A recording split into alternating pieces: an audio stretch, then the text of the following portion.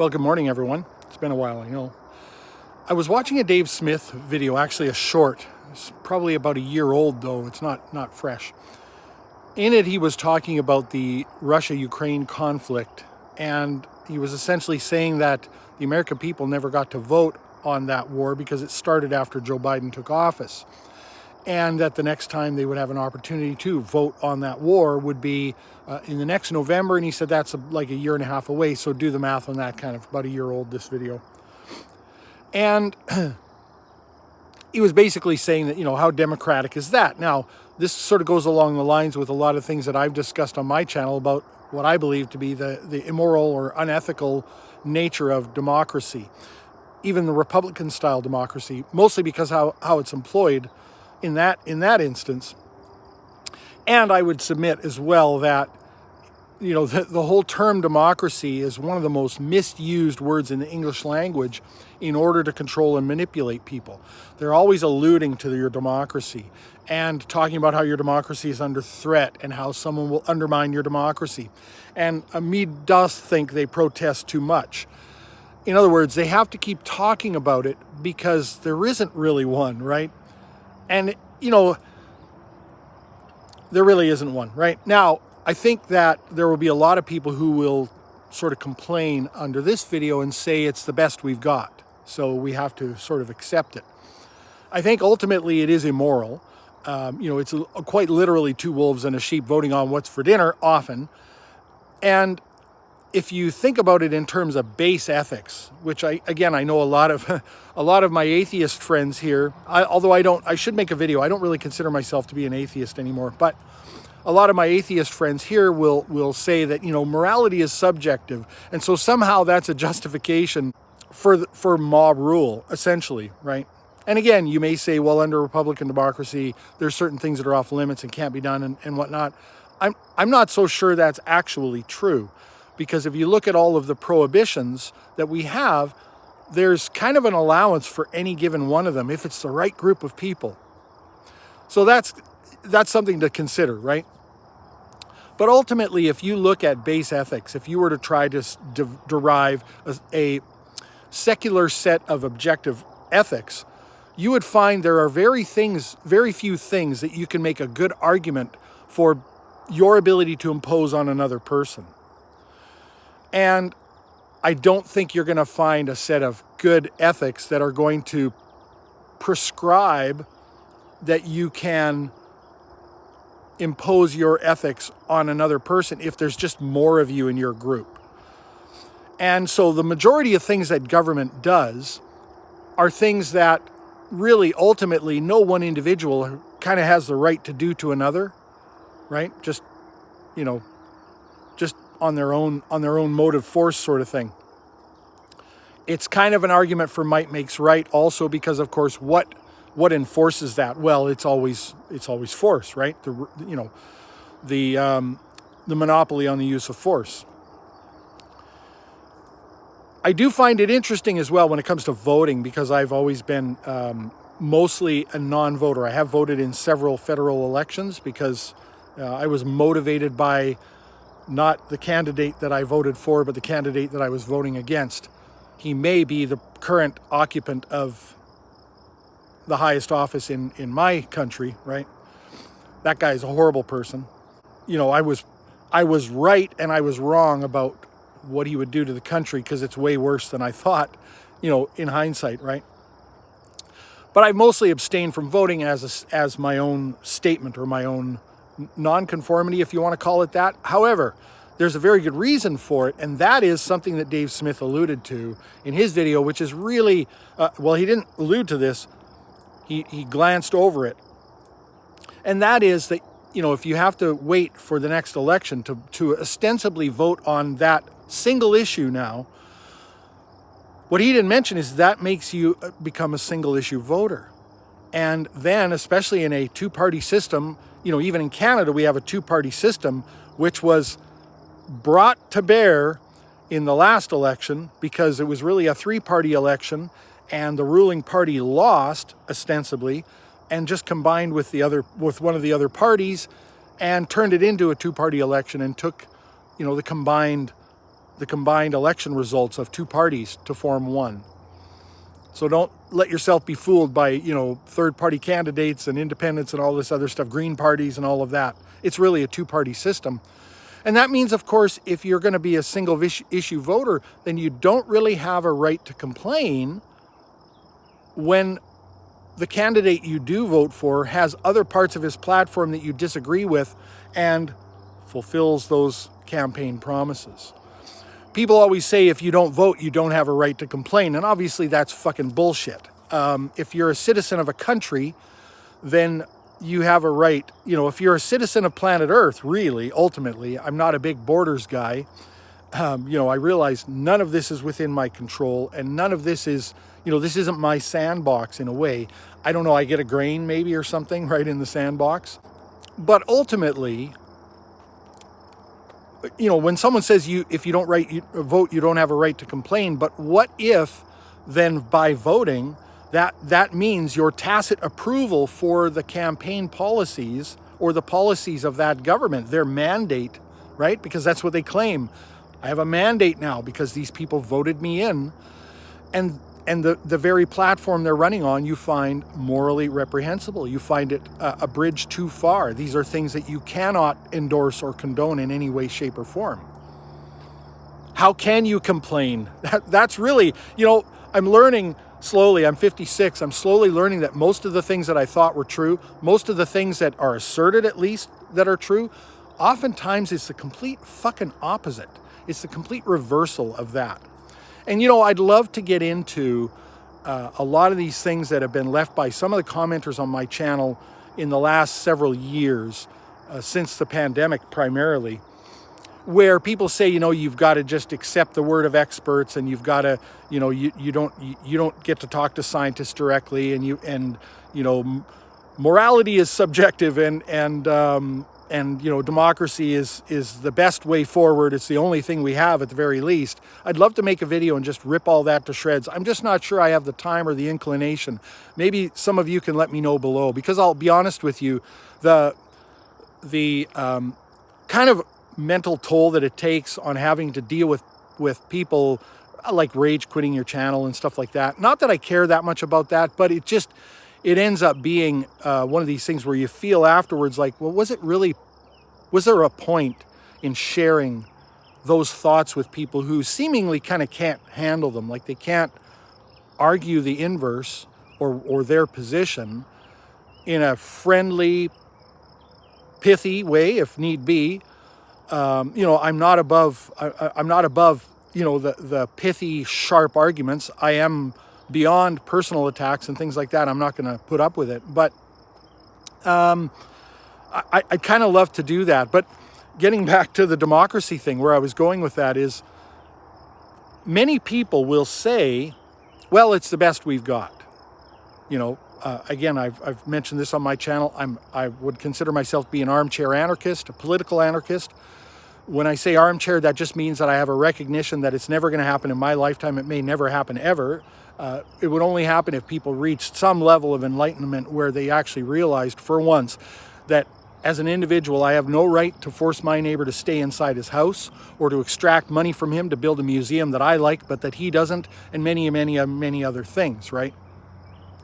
And that, a lot of the crime we have is actually probably a result of the system that we have anyway.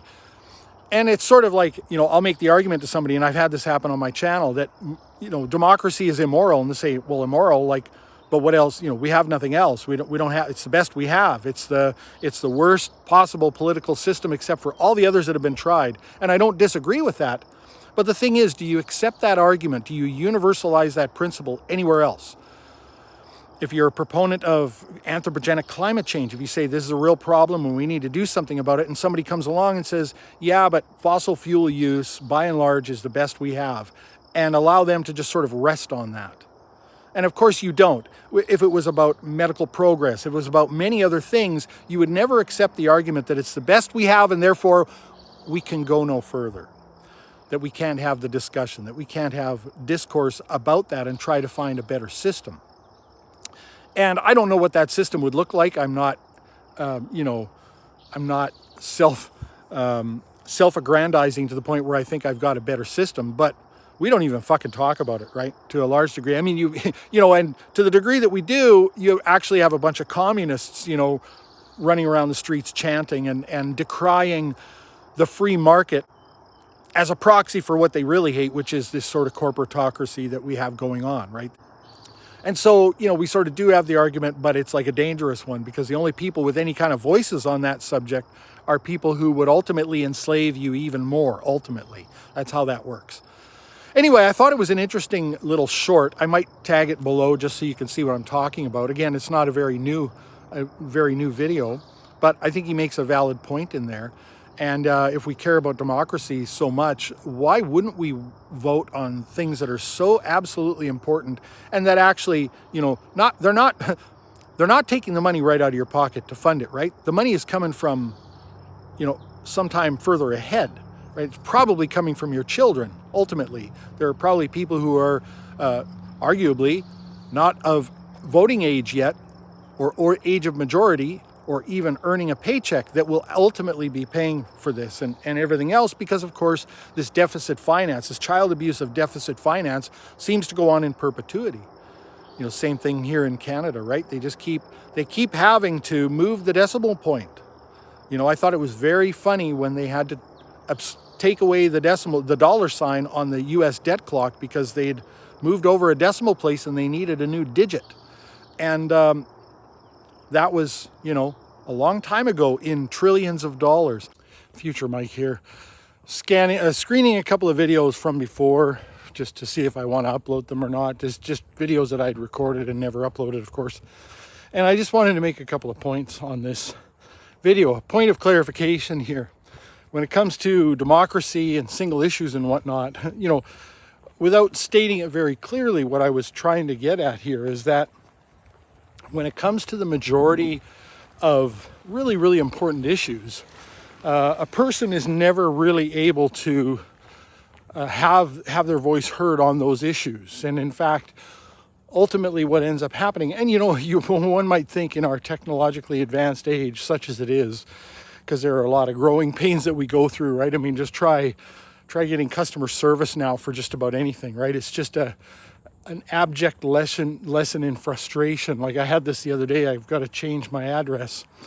And, you know, first I tried an iPad app for the institution that I'm dealing with. And there's a new version and a classic version. And if you go into your address on the new version, well, then you have to, then they tell you that here's your address and your personal info. But if you want to change it, you got to back out and go back into profile and click the switch to classic view button, and then you can change your address there. So I go out, I go in, and I do all that stuff. There's no switch to classic view button anywhere. I can't find it anywhere on the whole app. So it's like, okay, well, that's frustrating.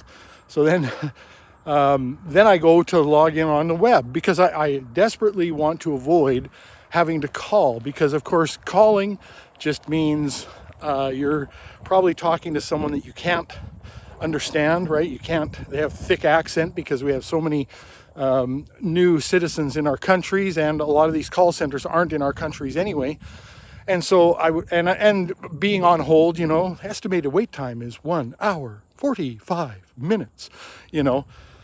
And if they don't have a request callback feature, that's, you know, just a nightmare. You just while your life away. So I go online and log into my account there. And first and foremost, you got to go through the cookies preferences bullshit. And so, you know, so I do that. And I want to disable all but the absolutely strictly necessary cookies, which means you got to go in every time. And then you save your preferences. I say save because, of course, it doesn't fucking save your preferences. Probably some of the unnecessary cookies are where you would save your preferences. So it's just it's deceptive that they say save your preferences, right? So in other words, I'm probably a victim of my own, you know, desire to limit the amount of tracking information that is kept on me, right? Ultimately.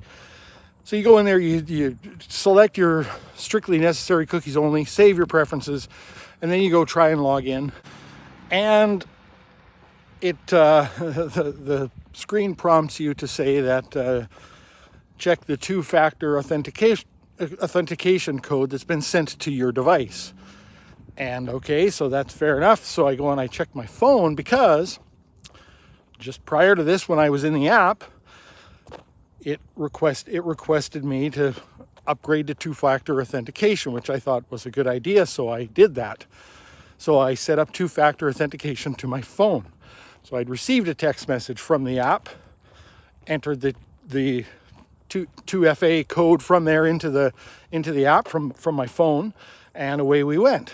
So naturally, when the web prompted me to check my device for a two-factor authentication code, I checked my phone. Well, there's no new text messages from that institution on my phone. There's just the one where I set it up. So I thought, okay, but this has always been set up through my email.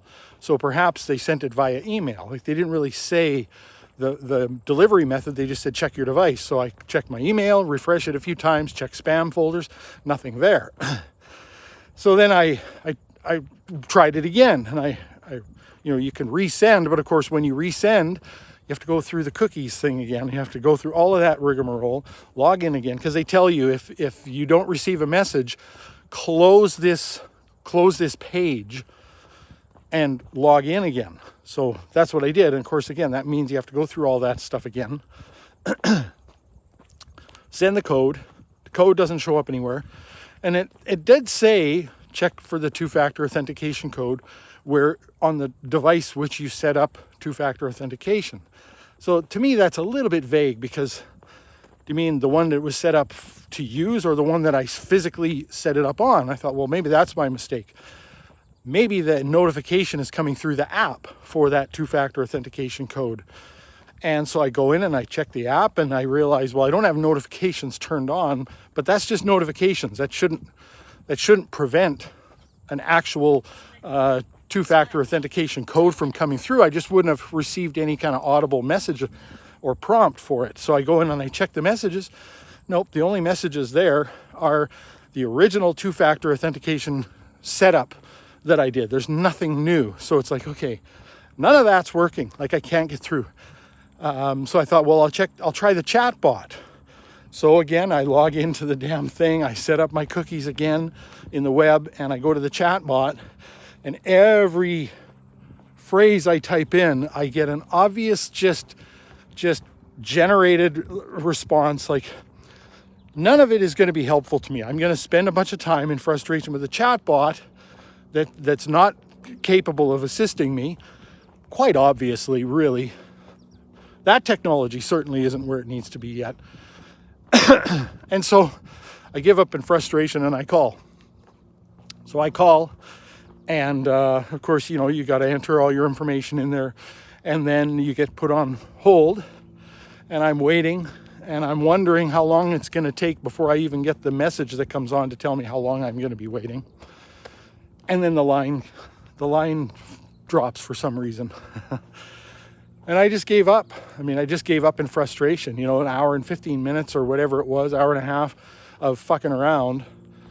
When once upon a time you would just call a 1-800 number and you'd get a human being on the phone that you could understand, and you would make the necessary changes, and you would be, in my experience, really nice to each other, and it would be kind of a pleasant experience overall, like just conversing with another human being. There was lots of times when I would get involved in other conversations with highly pleasant people, and it just felt good. And then I would wish them a great day, and I would often ask them if there's a survey that's going to be forthcoming or anything where I can, sort of give feedback on the great experience I've had. And they would always be, oh, that's so sweet. This kind of stuff, right? And you lose the opportunity for all of that.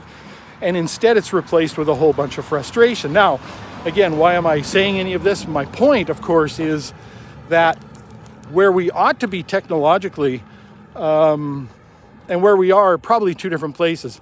One might imagine that with the degree of communication, connection, two-factor authentication, like all the stuff we have, that we really ought to be able to have, referendums from home. Like, there's lots of areas in which, I'm sure lots of people would say, oh, there would be people, that would be stealing other people's identity so they could vote multiple times and all this stuff. But, you know, there are many areas, especially in personal finance and business finance and stuff like that, where they've got enough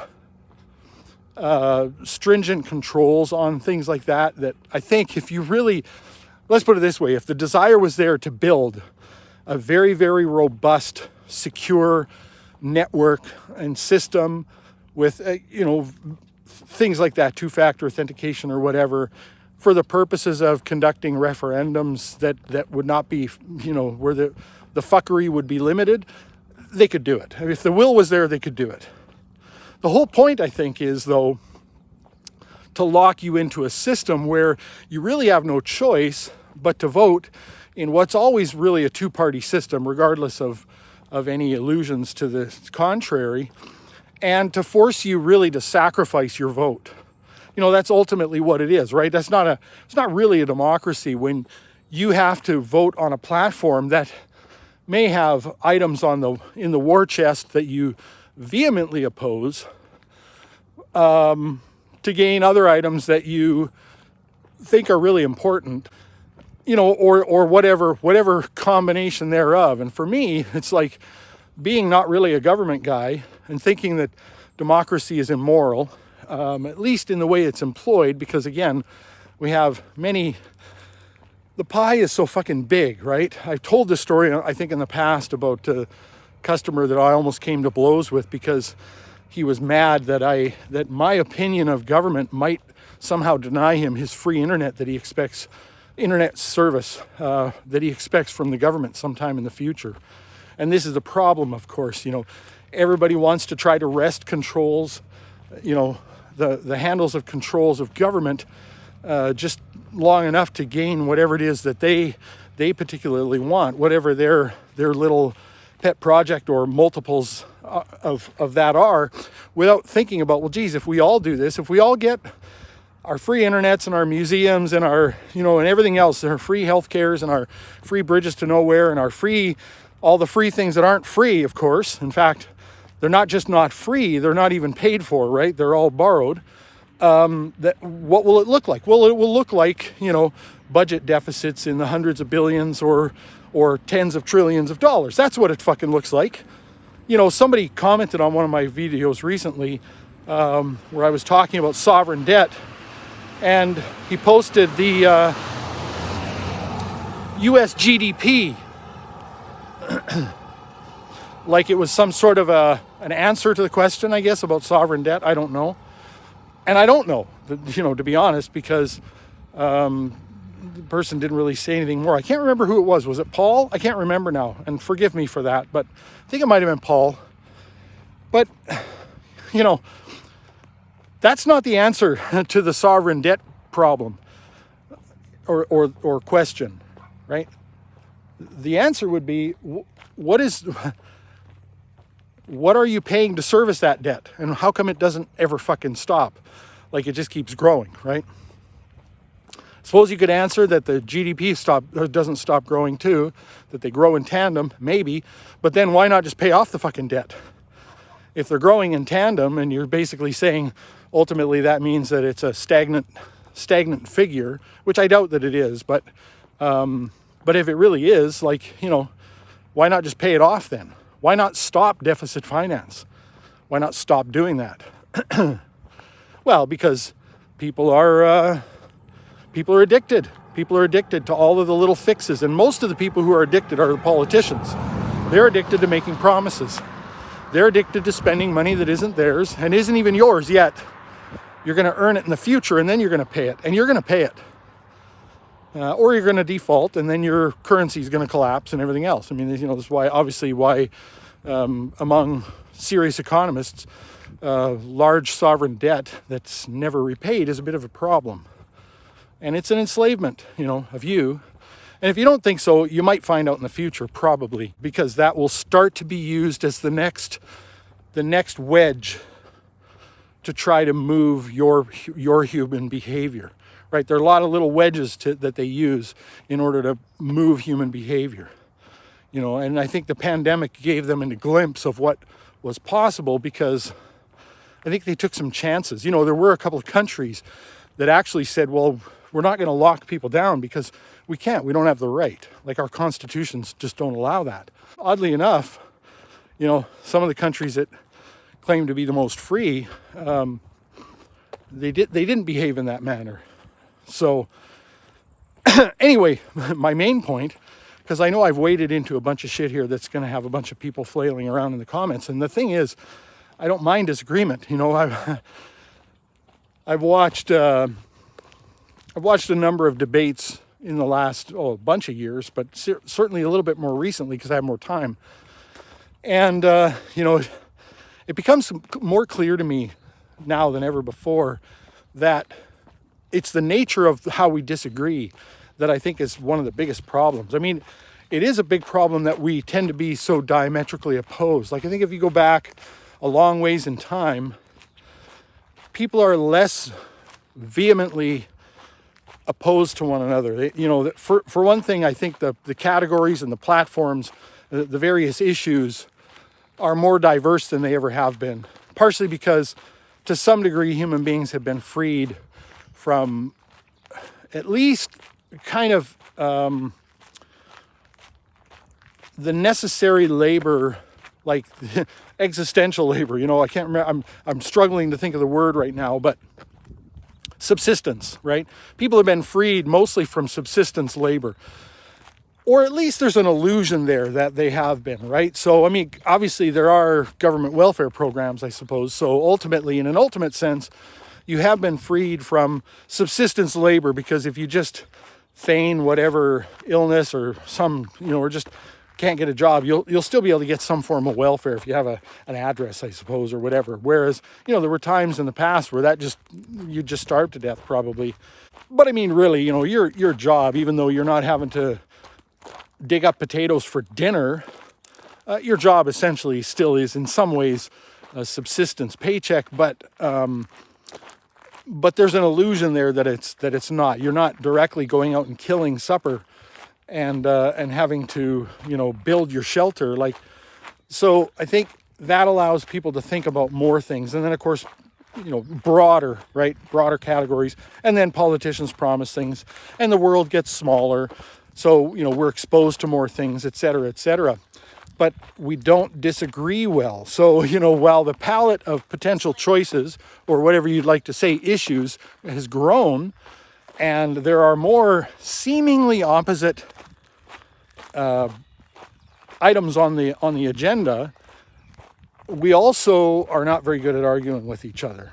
And so a lot of people start to become, I mean, again, I've always said, I don't mind pithy discussion, but what ends up happening is people start making insults and they start mind reading. And so they start making claims about your worldview that haven't been discussed actually. And the claims are made, you know, again, it's a form of mind reading.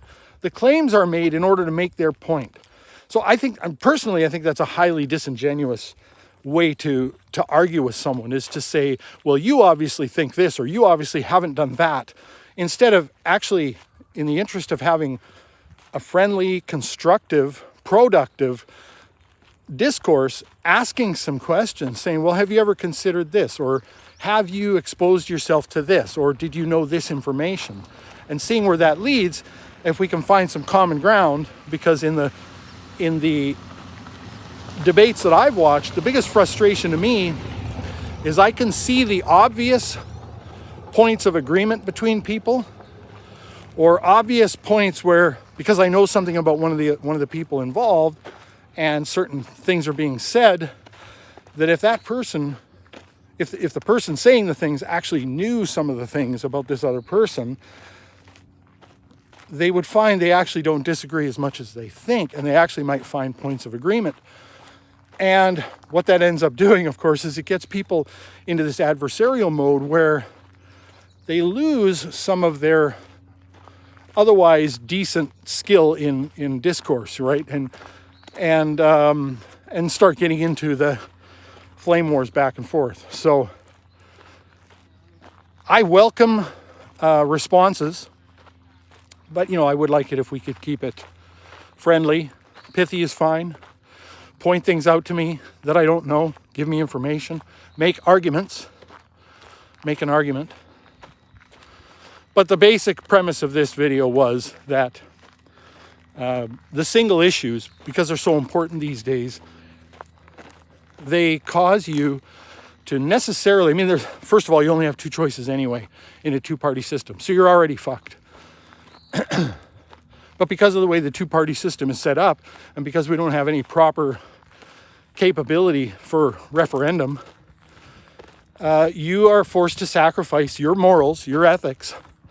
And, you know, the old saying is people always say if you don't vote, you don't have a right to complain. But I think the opposite is true. If you do vote, you don't have a right to complain, because you have given a mandate to a party, arguably for many things that you don't support, because you had to put on a hierarchy somehow one issue that you claim is even more important to you. And you've had to sacrifice your vote, essentially. So it's really the people that do vote that don't have a right to complain. Let me know what you think. Thanks for watching.